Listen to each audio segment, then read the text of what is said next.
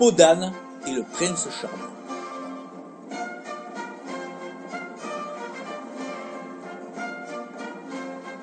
Ce matin-là, il y avait du brouillard. Quand j'ouvris la porte de la bergerie, ces dames et leurs progénitures se précipitèrent en caracolant dans une course effrénée jusqu'au passage du torrent dans la petite gorge avant d'attaquer la longue montée vers les pâturages. Je suivais avec mon chien. Au cul du troupeau, ça venait pousser. Faut dire que ça monte dur. 200 mètres de dénivelé en suivant un large chemin qui s'élève au fur et à mesure le long du torrent. Torrent qui, lui, s'encaisse de plus en plus, profondément dans la montagne, ouvrant un défilé au milieu d'un petit canyon. Le paysage en face est constitué de hautes falaises de calcaire, dans lesquelles on aperçoit parfois un chamois. Puis, le chemin traverse lui-même en corniche un bouleversement de rochers avant de franchir un étroit passage qui s'ouvre dans une grande balme qui surplombe tout. Bien pratique pour venir s'y abriter avec le troupeau au moment des giboulées. D'habitude, les bêtes m'attendent là, ou de là c'est plus haut à la sortie. Mais là, rien. Elles avaient cavalé les garces, directement vers le col.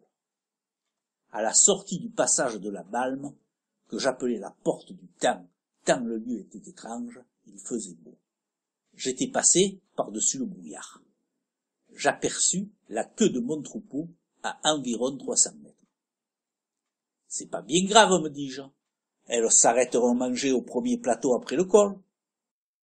Passé le col, elles étaient bien là. C'était en ralenti pour s'éparpiller et manger. Je me dis que j'allais les contourner et les barrer un peu plus haut avant qu'elles n'attaquent la seconde montée.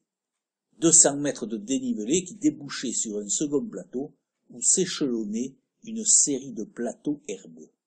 Je suivis le chemin de crête qui domine ce petit plateau et allais me tanquer au départ de l'autre passage. À l'écoute des sonnailles, elles étaient calmes, la pente dans les jambes, je m'assis. Au bout d'un moment, j'ouvris la bouteille de thermos et me servis un café dans le gobelet. Une fois bu mon café, l'envie de fumer une petite pipe me vint. Je sortis ma pipe et mon zippo de la poche de ma veste de tri et mis la main dans ma musette. J'y trouvais à l'aveugle mon paquet de tabac que j'ouvris. Je pris une grosse pincée de tabac, embourrai le foyer de ma pipe, l'allumai et tirai quelques bouffées. Au bout d'un moment, je me préoccupais de mes brebis, je me relevai et descendis vers le plateau. C'était bizarre. À la fois les lieux m'étaient familiers et à la fois ils avaient changé. Les arbres étaient beaucoup plus grands et beaucoup plus hauts. D'une pâture arborée, j'étais à l'intérieur d'une grande forêt. Je découvris bientôt, adossé au départ de la pente, une cabane. Ça alors? Une cabane ici? Elle s'y trouvait pas la semaine dernière. C'était une drôle de cabane. Pas un abri de pierres sèches, avec des lauses sur le toit comme l'on fait par ici. Donc c'était une cabane qui ressemblait à une petite maison, avec un toit pointu en chaume, à 2 pentes, une porte de bois, et de part et d'autre de la porte, 2 petites fenêtres à 8 petits carreaux de verre. La cheminée fumait, et il s'en exhalait une appétissante odeur de daube mijotant. Et puis mon chien se mit à japper. Je regardais dans la direction de mon chien. Sous un vieux et immense hêtre se tenait un couple de petits vieux, assis sur un banc, qui gesticulaient. Quelques bribes de conversation me parvinrent aux oreilles. « Tu parles d'un prince charmant. Jamais là. »« Je vous en prie, mamie. Écoutez-moi. » Ne voulant paraître indiscret, je me raclai la gorge et toussai plusieurs fois. Ils levèrent le regard vers moi. Hippie se précipita alors vers eux, toujours avide de caresses et d'odeurs. Je fis quelques pas vers eux. « Ne vous dérangez pas, monsieur, dame, je suis Barbajois, le berger, je ne fais que passer. »« Mais venez, approchez, cher monsieur. » La femme avait la cinquantaine, encore svelte, un visage pourvu tout juste de rides de rire, de longs cheveux blancs blonds. Elle était vêtue d'une longue robe de laine toute rapiécée, d'un chemisier brodé recouvert d'un chasuble de laine avec des parements et quelques pièces cousues. L'homme était assez gras, encore athlétique malgré un ventre bedonnant. Il était chaussé de bottes portant des éperons d'argent, un pantalon bouffant en dessous d'une taille haute, un surcot de cuir richement décoré et une cape qui, elle aussi, laissait apparaître de nombreuses traces de raccommodage. Il était coiffé d'un large béret rouge porteur de 3 grandes plumes de pain. Veuillez me pardonner pour cette intrusion, monsieur, dame. J'allais tourner les mouteurs pour les envoyer plus haut. Mais dites-moi, cette cabane, ça fait longtemps qu'elle est là. 150 ans, cher monsieur, 150 ans à attendre dans ce trou perdu que monsieur daigne venir me chercher pour enfin me conduire à son château. À qui ai-je l'honneur? Podane. Et de l'autre côté, c'est le prince charmant.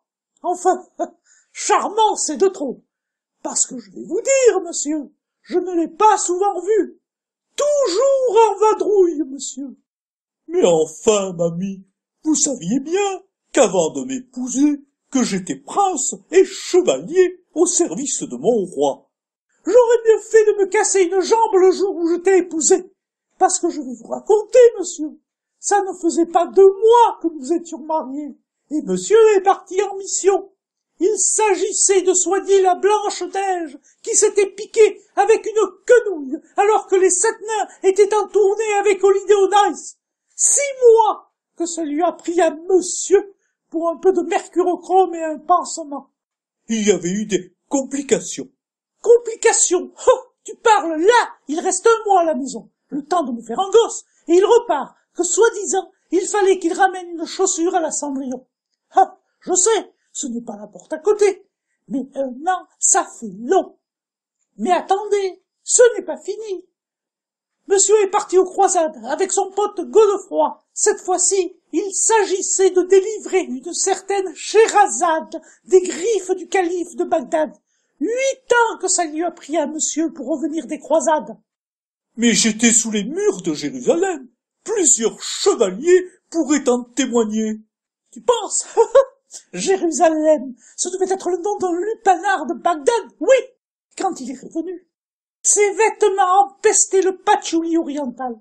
Mais ce n'est pas tout, après il est reparti. Cette fois-ci, ce fut encore plus long, puisqu'il fallait traverser l'Atlantique pour se rendre aux Amériques, pour sauver une certaine Pocahontas à la demande d'un certain Jacques Cartier, cousin du roi, qui voulait monter un magasin de fringues pour indigènes au Québec. À peine revenu, le voilà qui repart, en Europe du Nord, pour une mission environnementale. Il s'agit de faire évader la petite sirène d'Andersen du Marineland où elle est retenue prisonnière et la remettre à l'eau. Au passage, il en a profité pour se taper la petite marchande d'allumettes, au prétexte qu'il fallait la réchauffer. Ce sont des médisances de jaloux, des rumeurs, mamie. Moi, je n'ai jamais prêté l'oreille à celles vous concernant. Ben, allons-y! L'ogre, cette espèce de bûcheron toujours aviné, qui mange de la chèvre crue faisant plutôt mourir. Le marquis de Carabas, un chat. Quant à Harry à la houppe, tout le monde sait qu'il est gai. Non, j'ai laissé s'étioler ma beauté et ma jeunesse dans ce trou à rats pour attendre le retour de monsieur. Je me suis laissé piéger. Ah, sûr que ça m'a fait quelque chose la première fois que je l'ai vu. J'en suis tombée amoureuse, mais j'ai très vite déchanté. Il devait toujours me ramener dans son château. Ah ça, des réunions de chantier, il y en avait souvent. La bâtisse avait subi quelques dégâts suite à une incursion des Sarrasins. Tu parles, il y avait toujours quelque chose. Une fois, c'était les charpentiers qui étaient en grève. Une autre fois, c'était les tailleurs de pierre qui s'étaient barrés à Reims pour y construire une cathédrale, car ils y étaient mieux payés.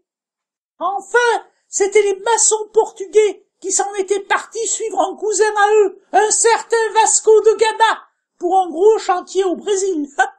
Tu parles. Il n'a jamais été fini, ce chantier. Sans parler que lorsque monsieur revenait de vadrouille, il fallait que la table soit dressée, et le repas prêt, il fallait lui enlever les bottes. Et je ne vous dis pas l'odeur. Laver son linge, lui laver le dos dans le baquet, et toujours avoir l'air pimpante et joyeuse. Et jamais monsieur n'était. Il ne fendait pas une bûche, il ne filait jamais un coup de balai, jamais il n'aurait fait les vitres ou la vaisselle. Quant au plaisir du lit, je ne sais pas ce que pouvaient lui trouver les autres femmes, parce que ce n'était pas le prince charmant qu'il aurait fallu l'appeler, mais roi comme minute soupe. Vous dépassez les limites de la décence, mamie, parce que moi aussi, j'en aurais à dire. Si feu le roi, son père, l'avait exilé ici, ne disposant comme de tout vêtement qu'une peau d'âne, c'est qu'il s'était aperçu que mademoiselle était nymphomane, tout le corps de garde du château y était passé. Le malheur a voulu qu'à la demande de son frère, le roi, je me suis rendu ici, afin de prendre de ses nouvelles. Évidemment, je suis tombé sous le charme. Elle bougeait merveilleusement son superbe cul en se déplaçant et avait une poitrine à faire rougir une statue de saint.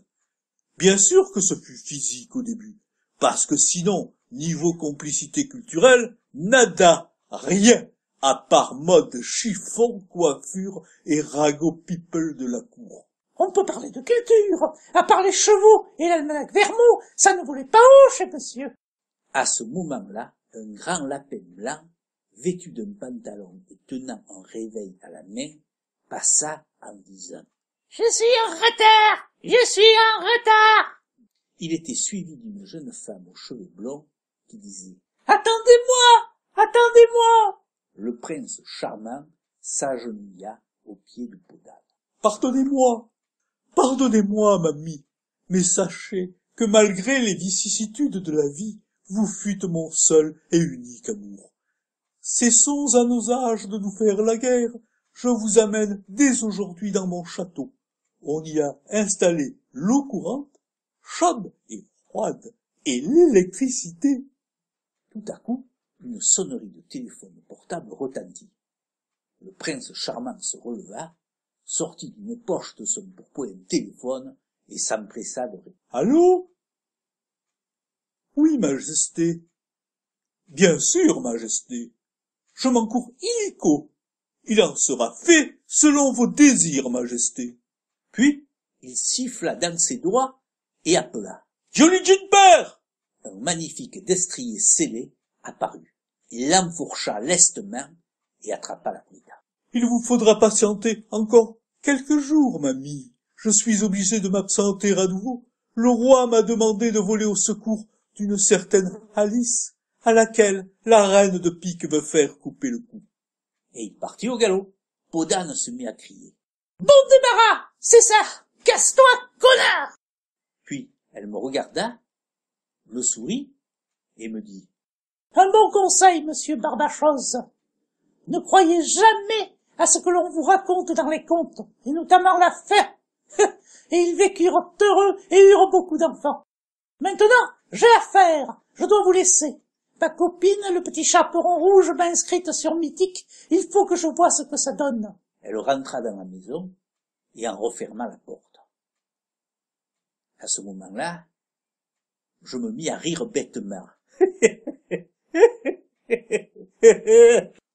Et tout bougeait autour de moi. Les arbres rapetissaient, la maison se gondolait et s'estompait jusqu'à disparaître. Et mes brebis dansaient une ronde sur leurs pattes arrière. Puis tout redevint normal. Je reconnus les lieux, et en attendant, les garçons m'avaient tourné. Il fallait que je les rattrape avant qu'elles ne traversent là-haut le premier plateau. Je montai ventre à terre le chemin, encore 200 mètres de dénivelé par un chemin raide. Arrivé, essoufflé en haut, je constatai que tout allait bien. Les brebis s'étaient arrêtées au grand pré du premier plateau, après s'être quelque peu dispersées. Elles paissaient tranquillement. Je les traversai doucement et allai m'asseoir un peu plus loin pour éventuellement les barrer s'il leur venait à l'idée de repartir. Ayant la pente dans les jambes, je m'assis, et au bout d'un moment, J'ouvris la bouteille de thermos et me servis un café dans le gobelet. Une fois bu mon café, l'envie de fumer une petite pipe me vint. Je sortis ma pipe et mon zippo de la poche de ma veste de treillis et mis la main dans ma musette. J'en sortis le paquet de tabac. « C'est pas le mien, dis-je. Je ne fume pas du fleur de pays. » J'ouvris le paquet. En plus d'un reste de tabac blanc, il y avait un paquet de feuilles à rouler, des filtres et des bouts de carton. « Ah, j'y suis, me dis-je. C'est le paquet de tabac qu'avaient oublié la semaine dernière les deux randonneurs, ceux qui se baladaient en sandales avec des chemises africaines et coiffés avec des dreadlocks.